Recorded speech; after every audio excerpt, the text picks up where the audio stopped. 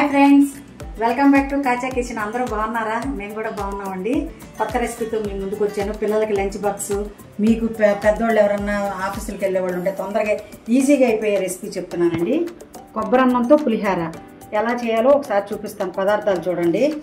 Cup కొబ్బరి, అరకప్పు మామిడికాయ తురుము, ఇది మినప్పప్పు, ఆవాలు, మెంతులు పొడి చేసి పెట్టుకున్నానండి. 2 ఎండుమిరపకాయలు వేసి మొత్తం 2 స్పూన్లు వచ్చేలా ఉండాలి.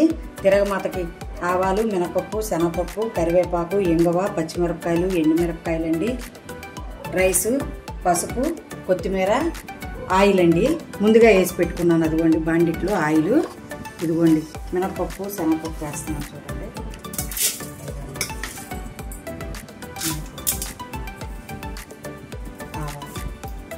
అవి కొంచెం ఆగాలండి.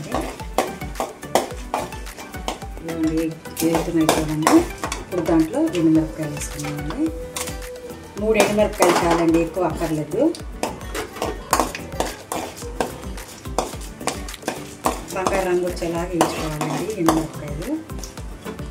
పచ్చిమిరపకాయలు కూడా వేసుకున్నాము. కొంచెం ఘాటుకండి పచ్చిమిరపకాయలు. ఆ పులుపు వెళ్ళి బాగుంటుంది కదా, మనం తినడానికి అట్లా బాగుండేలా.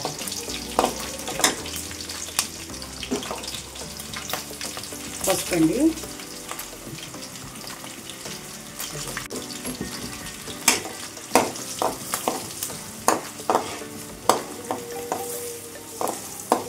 కరివేపాకు వేస్తామండి.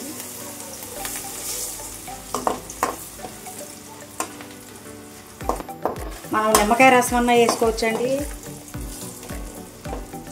మనకి మామిడికాయ సీజన్ కాబట్టి మామిడికాయలు వేసుకుందాం. ఇది ఒక కాయ అండి, చిన్న కాయ. ఈ పులుపు అంతా బాగా దిగుతుందండి పులిహారలోకి.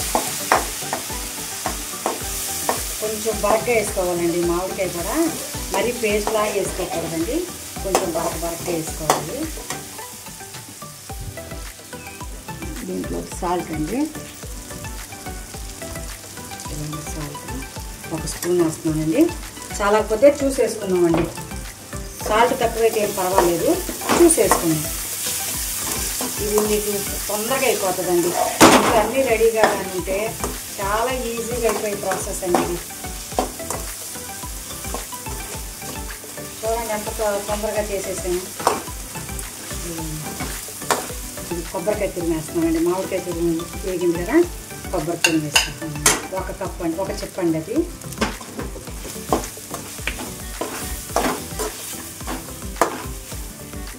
ఇవ్వండి ఇంగ వేస్తున్నాను చూడండి. ఇంగవ పులిహారలోకి కమ్మగానం వస్తుందండి, మీకు తెలిసిందే కదా.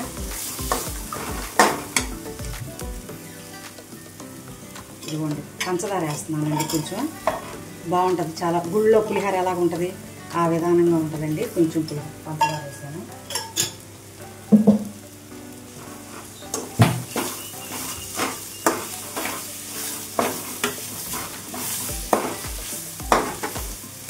దీంట్లో ఇప్పుడు మనం ముందుగా పొడి చేసి పెట్టుకున్నాం కదండి, ఆ పొడి వేసుకున్నాం.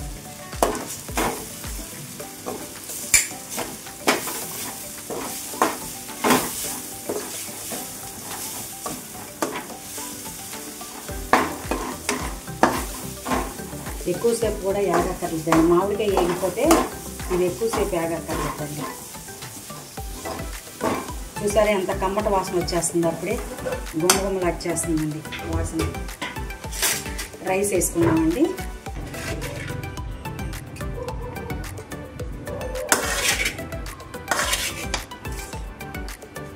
చూడండి ఎంత బాగా కలుస్తుందో. ఇలాగ వేడి మీదే కలుపుకుంటే బాగా కలుస్తుందండి. కొబ్బరి కదా కొంచెం అడుగు అంటున్నట్టు ఉంటుంది, ఏముండదండి, వచ్చేస్తుంది. మళ్ళీ ఊరికే వచ్చేస్తుంది. ఎంగో తప్పకుండా వేసుకోవాలండి. ఎంగు ఇష్టం లేని వాళ్ళే ఉండరు అనుకోండి, మీకు తొందరగా అయిపోతుంది. చూసారా నేను ఎంత సేపట్లో చేసేసానండి. మనం అన్నీ రెడీ పెట్టుకొని చేసుకుంటే 1 నిమిషంలో కూడా అయిపోతుందండి. చేసుకునే వాళ్ళు దీన్ని బట్టి ఉంటుంది.